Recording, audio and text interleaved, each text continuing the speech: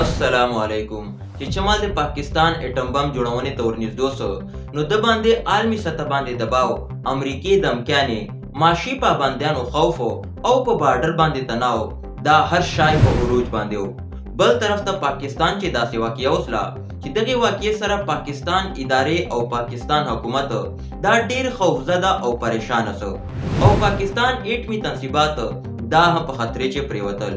واقعه دا وسله چې 24 مئی په 1998 چې پاکستان پی آئی اے طیاره دای تربت ندی پرواز وکړو او دای کراچۍ طرف ته روانه وه نو دای په نیمه راګی چې په ګوادر باندې چینسله او الته چې مسافر ورخځول او بیا له یخ جینه دای چیګسله او کراچۍ طرف ته روانه وه نو دغه تیاری چې درې ننه کسان دودی خپل اصله روباسله او دغه تیاری یرغماله کړه یعنی دا یې ورته ویله چې ته به د تیاره کراچۍ ته نه بونجوې بلکې انډیا طرف ته یې مخ واړوه او دوی په ایغ وخت باندې یعنی انډیا ایربیس سره پر رابطې چې هم او ایغو دا ورته ویله چې تاسو تیاره انډیا ته راولو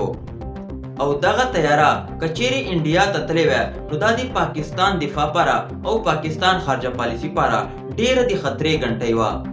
نو دلته د پاکستان ایربیس کمال مظاهره وکړه یعنی عقل نه کار واخیست او دغه تیارې سره دو په هندي زبان چې گفتگو شروع کړ نو دغه تیارې چې کوم کسان وو هغه په دغه باندې قایل اسله چې دا خو انډیا ول کسان دي یعنی پاکستانیان نه دي نو پایلټ دا درېړه کسان په اعتماد چې واخیستل او دوی ته دا ورته ویله چې موږ د انډیا شهر جوړ طرف ته روان یو حالانکه پی آئی اے تیارې مخ حیدرآباد طرف ته وو نو چې چمال دغه تیاره حیدرآباد ایرپورټ ته ورسېدله نو الته حیدرآباد ایرپورټ باندې چې د کوم کسان هلته ورته ولاړو عادي انډیا په لباس کې وو یعنې دغو کسانو ته دا پته نه لګېدله چې دا د پاکستان ایربیس ده که انډیا ایربیس ده نو دلته چې چمال تیاری چینوله نو دوی د پاکستان نه دا مطالبه وکړه چې پاکستان به جوړ یا تیار نه جوړوي او بلوچستان ته چې کوم دو فند ورکړای یعنی فند یې کم ته ملاوتلی ده دغه ته به دا فند مکمل ملاویږي یعنی دغه واقعیا دا سوچ سمجھ سازش سره تللی وه اچانکي نه وسلې چې چمال دا درېړه کسان له تیارې نه لاندې کوسله نو دلته د پاکستان کمانډوز خپله کاروایي شروع کړه او دا درېړه کسان یې زمدي ونیولل نو چې چمال دغو تفتیش وسه نو دا پته ورته ولګېدله چې دا د انډیا کسان دي او را ایجنسۍ سره تعلق لري نو سوال دلته دا ده چې دا پی آئی اے تیارې ته د اصلي سره څرنګه ختلی وو حالانکه دلته یو عام شهري چې دا پاکستان سره تعلق لري دا بیا ایرپورټ ته نور پرېږدی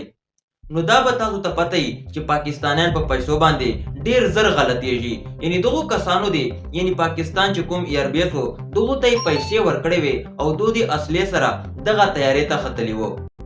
نو دغه واقعې نه دا معلومیږي چې پاکستان چې چمال اټم بم جوړاو نو دغه چې خفیه لاسونه چې کوم دي دا ډیر زیات وپچې نو دلته پاکستان دا پکه اراده کړې وه چې موږ به اټم بم خامخا جوړو یعنی دغه نه موږ په شا نسو تلای نو پاکستان دی 28 مئی په 1998 چې دا اټم بم جوړ کړ او په چاغي غرو چې دغه والا کامیاب تجربه وکړه او دغه دنیا ته دا ثابت کړه چې موږ په خپل دفاع باندې بل چا سره سمجوته نسو کولای نو دا صورت حال چې ما تاسو سره شیر کړو تاسو موږ ملاقات په نوې ویډیو کې کیږي السلام علیکم